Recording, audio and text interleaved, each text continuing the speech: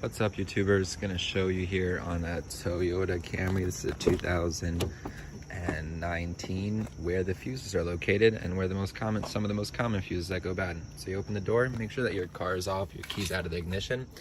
And what you want to do first thing is you're gonna pop the hood. So right over here you have the hood release. You pull that. All right. Come over to your hood area.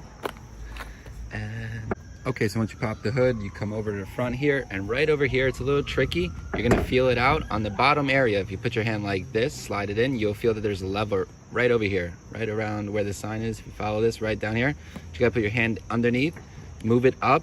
You can hear how I can move it up, and then just pull up the trunk. So you can see right over here is the hood release lever, and that lets it go once you pop it on that end. So next thing you wanna do very quickly is just come over to where it says fuses and relays.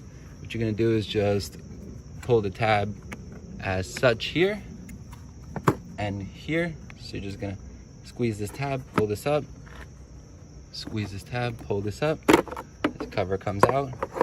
And here is one set of fuses. Now, to know what each one of the fuses does, right over here on the panel, it tells you what size the fuse is and what fuse is here. So for most of these are, you know, where your light wipers are. This is where you're gonna find your horn. This is where you're gonna find ignition, computer fuses, injectors. So these are a bit more functional fuses. As for wipers, the good thing right over here, you have a fuse puller. This is great.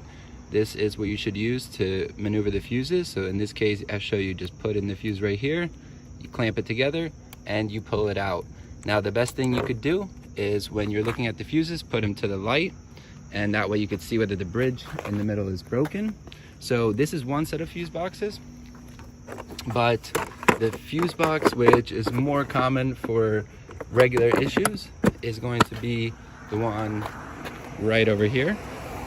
Let's put this down, which is in your footwell area. Just come right over here, and right down here, start to initiate some light. Right over here, you have this covering right over here. It's a little hard to see, right where I have my hand. Right there. That cover is the fuse box cover. Let me get some more light and I'll be right back. Now that I have some more light, as you can see, this is the panel for it right over here.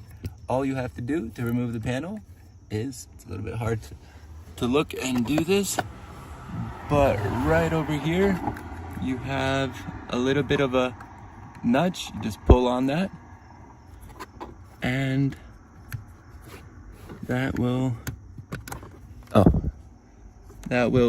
disengage this panel. And once again, if you look at the panels, the cool thing about the panel is that it pretty much tells you what the fuses are for, and then they're accordingly lined up. So as you can tell, probably the most important fuse that you will encounter, that a lot of people replace for your 12-volt fuse, for example, so that your lighter socket can work. It's called power outlet number 1. That's a 15-amp fuse. That's a very popular one for these cars. And I'd say the trunk open can go bad, and your dome light. So those are pretty much the fuses that do go bad. And then if something is bad, what you just do, pull out your fuse puller, pull the fuse out, check the bridge, and if the bridge is broken in the middle, replace the fuses. The bridge is not broken, that means the fuse is not bad.